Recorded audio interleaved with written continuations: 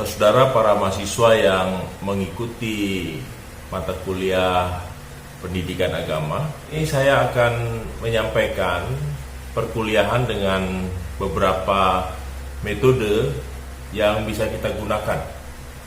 Mengingat bahwa saudara-saudara yang mengikuti mata kuliah ini tidak hanya berasal dari Jakarta dan Tangerang.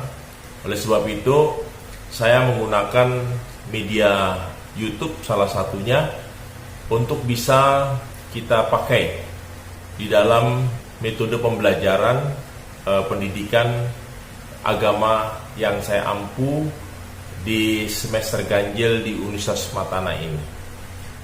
Saya sudah upload di dalam Google Classroom dan saudara sudah melihat. Mungkin ada yang sudah baca secara keseluruhan atau bahkan baru separuh, bahkan ada yang belum baca. Penting sekali saudara membaca rencana program dan kegiatan pembelajaran semester atau RPKPS, karena dengan kita membaca RPKPS maka saudara akan dapat memahami.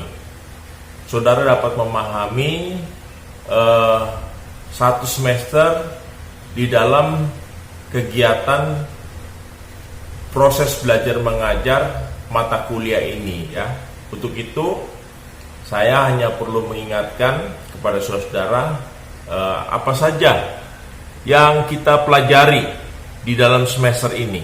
Jadi saudara, kita ingin supaya sepanjang satu semester ini kita bisa dapat belajar mata kuliah pendidikan agama ini dengan baik.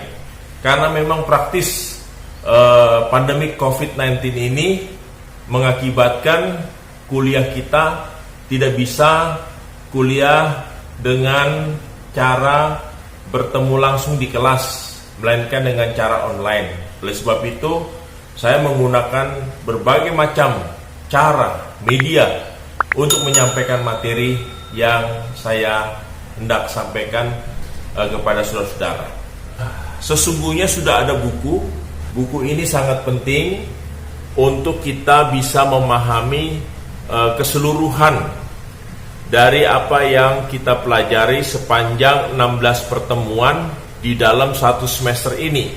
Semua mata pelajaran yang saya sampaikan dari pertemuan pertama sampai dengan pertemuan terakhir itu ada di buku ini. Dan bahkan buku ini menjadi sumber untuk ujian tengah semester maupun ujian akhir semester. Saya ingin menjelaskan peranan agama ya, atau pengertian fungsi dan tujuan agama dalam kehidupan. Kita akan memulai dengan membahas mengenai pengertian, fungsi, dan tujuan agama di dalam kehidupan kita. Nah, saudara-saudara, bahwa setiap warga negara Indonesia diberi kebebasan untuk memeluk agamanya masing-masing sesuai dengan keyakinan yang kita anut, dan itu dijamin di dalam pasal 29 Undang-Undang Dasar 45. Jikalau kita saat ini memeluk satu agama, memeluk satu keyakinan yang kita percaya, tentunya kita mempunyai latar belakang mengapa kita perlu untuk memiliki agama. Setiap manusia pada dasarnya mempunyai kesadaran secara religius, yakni kesadaran bahwa ada satu kodrat ilahi di atas realitas dunia dalam berbagai agama yang diberi nama macam-macam. Memang sangat menarik untuk dicatat bahwa gejala yang kita sebut agama itu sudah ada sejak dahulu kala hingga sekarang pun. Gejala itu masih ada. Memang agama mengalami pasang surut, saudara-saudara, ya.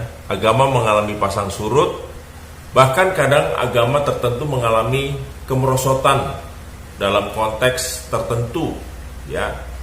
Dalam masyarakat sekuler saat ini, di mana peranan dan fungsi agama sudah mulai diabaikan, ditinggalkan. Artinya mereka tidak perlu lagi agama, oleh karena mereka tidak perlu lagi Tuhan. Itu saat ini banyak orang-orang yang mengabaikan agama, bahkan menolak adanya Tuhan. Namun secara umum, agama tetap hadir dalam kehidupan manusia. Bahkan ada ahli yang memprediksikan akan adanya kebangkitan agama-agama, ya, atau kebangkitan spiritualitas. Dan setiap manusia pada dasarnya mempunyai kesadaran secara religius bahwa dia adalah manusia, makhluk ciptaan Tuhan. Jadi saudara, ada yang beranggapan bahwa agama itu tidak lebih sebagai satu upaya pelarian dari manusia, ya. Dikatakan kenapa agama menjadi satu pelarian? Karena agama dianggap merupakan ciptaan manusia. Itulah sebabnya ketika ilmu pengetahuan dan teknologi semakin berkembang dan dapat berfungsi untuk mengatasi berbagai keterbatasan manusia, fenomena agama mengalami kemerosotan. Setidaknya di negara-negara barat yang dibangun atas dasar perkembangan ilmu dan teknologi modern. Meskipun saudara, ada kemerosotan, gejala agama tidak pernah hilang, ya, sama sekali. Bahkan ada tanda-tanda kebangkitan kembali dari fenomena agama. Mengapa? Sebab pertanyaan-pertanyaan manusia yang terdalam tidak bisa seluruhnya dijawab oleh ilmu pengetahuan dan teknologi. Silahkan para mahasiswa bisa bertanya secara kritis, ya. Pertanyaannya, mengapa terjadi kemerosotan, ya, agama di negara-negara barat? Saya minta saudara memberikan satu pandangan, ya, satu pandangan, dan ini merupakan tugas yang saya berikan kepada saudara-saudara, ya. Jelaskan mengapa, ya, terjadi kemerosotan agama khususnya di negara-negara barat. Mengapa? Negara-negara barat agama-agama itu mulai ditinggalkan. Nah, saudara bisa menjelaskan satu halaman saja. Nanti saudara bisa kirim email ke saya, ya. Baik itu untuk kelas pagi, kelas siang, saudara bisa email ke saya.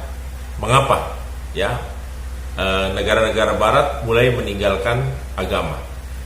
Nah, saudara, ada anggapan lain bahwa agama tidak pernah bisa lenyap karena ia berfungsi untuk menjawab pertanyaan mendasar manusia yang tak bisa dijawab oleh ilmu dan teknologi, ya.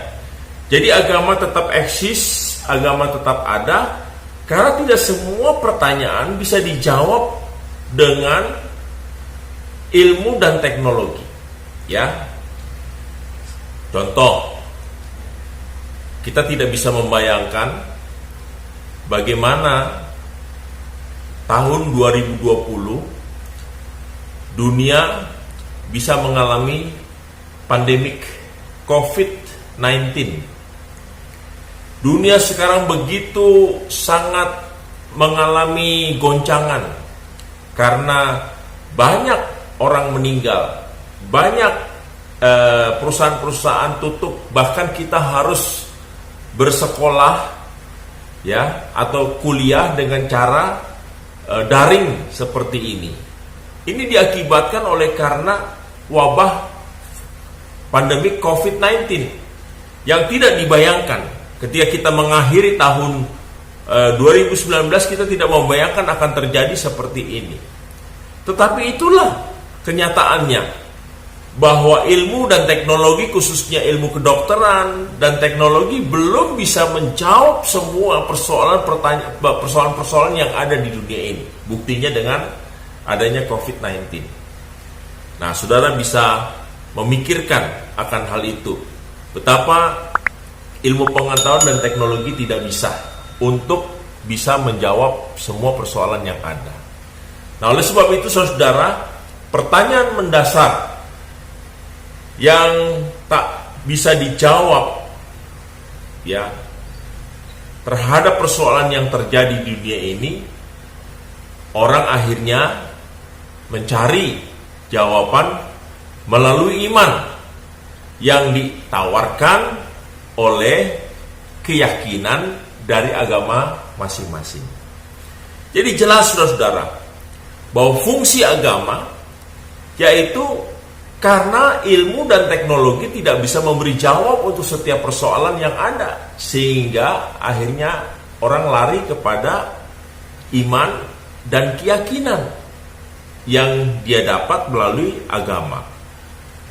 Tentunya dengan dia bisa datang dan berdoa kepada Tuhan, ya.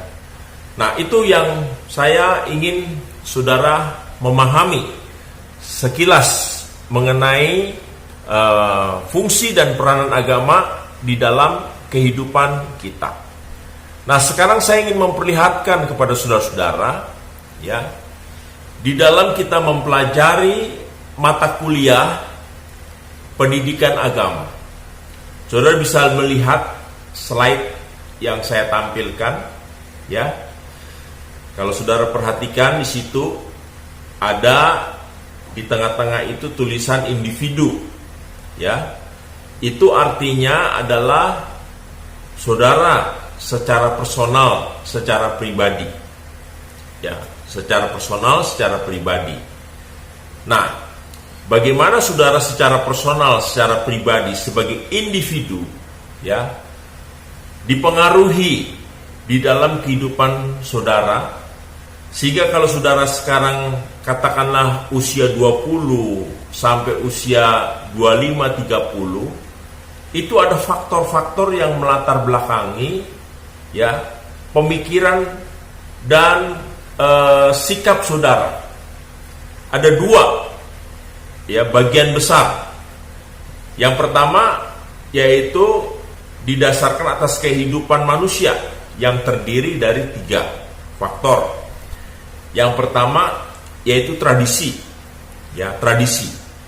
Nah, kalau kita berbicara tradisi di sini, yaitu di mana saudara berasal, budaya di mana saudara hidup, ya. Saudara dibesarkan dengan tradisi masing-masing, tentunya berbeda. Budaya yang biasa diterapkan di Minahasa tentu berbeda dengan budaya yang ada di Jawa. Begitu pula yang ada di Palembang berbeda dengan yang ada di Kalimantan. Jadi masing-masing saudara sudah membawa kebiasaan tradisi yang ada di dalam kehidupan saudara. Tetapi tidak sampai di situ saja. Ada juga faktor lain, yaitu yang disebut dengan filsafat. Ya, filsafat, ya, itu artinya hikmat, ya, kebijaksanaan atau filsafat yang sudah menjadi bagian yang tidak terpisahkan di dalam kehidupan di dalam satu komunitas atau masyarakat.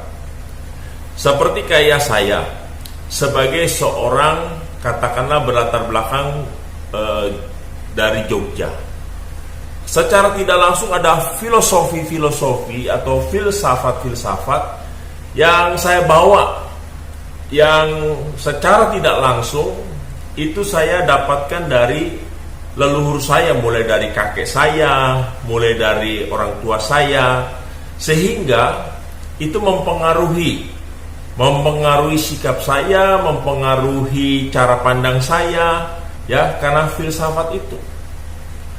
Saya kasih contoh, misalnya saya sebagai orang Jawa, ya, filsafat Jawa yang sangat terkenal, yaitu bagaimana mereka terbiasa dengan hidup gotong royong, ya, sehingga dimanapun mereka ada di dalam satu masyarakat, mereka mau bersama-sama melakukan satu pekerjaan untuk kebaikan bersama dengan cara gotong royong, ya. Nah, gotong royong ini bisa dengan memberikan tenaga, memberikan dana, ataupun dengan kita memberikan makanan. Yang penting waktu kita melakukan satu upaya untuk gotong royong, semua berkontribusi mengambil bagian, dan itu tidak bisa dipisahkan dengan masyarakat Jawa, yaitu budaya gotong royong. Artinya jikalau seseorang membutuhkan sesuatu dan kita bisa membantu, ya kita bantu. Nah, itu adalah cara pandang filsafat yang sudah terjadi turun-temurun, dan itu mempengaruhi kehidupan kita.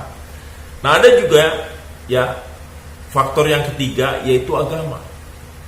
Ya, apapun agama saudara, baik itu agama Islam, Kristen, Protestan, Buddha, Hindu, Konghucu, itu melatar belakangi saudara, melatar belakangi cara pandang saudara.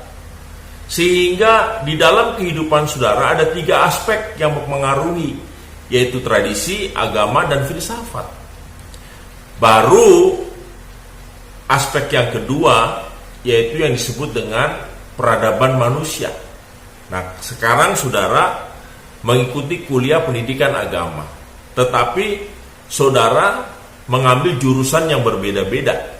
Ada yang mengambil manajemen, ada yang mengambil administrasi, ada yang mengambil fisika kesehatan, ada yang mengambil media, macam-macam. Nah, itu yang disebut dengan peradaban.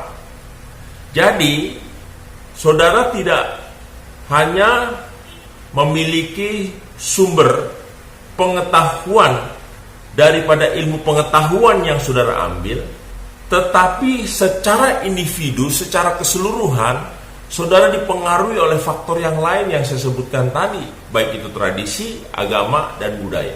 Saudara bisa lihat skemanya sesuai dengan apa yang saya tampilkan di dalam video ini, ya. Saudara akan memahami akan hal itu. Nah, jadi saudara, itu yang saudara perlu ketahui dan saudara perlu pahami. Saudara, tadi kita sudah membahas masalah yang berkaitan dengan peran dan fungsi agama di dalam kehidupan. Lalu juga yang kedua, saudara memahami mengenai saudara sebagai individu yang dipengaruhi oleh faktor-faktor yang saudara bawa, ya, baik itu yang berkaitan dengan masalah kehidupan, ya, di mana saudara dipengaruhi oleh tradisi, agama, dan filsafat, maupun juga ilmu pengetahuan. Nah, sekarang saya ingin menjelaskan, ya, kepada saudara mengenai kategori di dalam agama. Jadi saudara, sistem kepercayaan bisa dikategorikan sebagai agama apabila memiliki beberapa unsur, ya. Di antaranya adalah bahwa kepercayaan atau agama itu disebut agama bila kepercayaan atau keyakinan suatu prinsip yang dianggap sebagai satu kebenaran. Itu yang pertama. Yang kedua, adanya simbol-simbol yang menjadikan identitas agama yang dianutnya. Misalnya, kalau orang Kristen disimbolkan dengan salib, begitu pula agama Islam disimbolkan dengan bulan sabit, ya. Masih banyak lagi simbol-simbol di dalam kehidupan agama. Lalu yang ketiga, bahwa kategori agama yaitu adanya praktik atau ritual keagamaan yang meliputi hubungan vertikal. Ya, hubungan vertikal artinya hubungan tegak lurus antara kita sebagai pribadi dengan Sang Pencipta, yaitu Tuhan.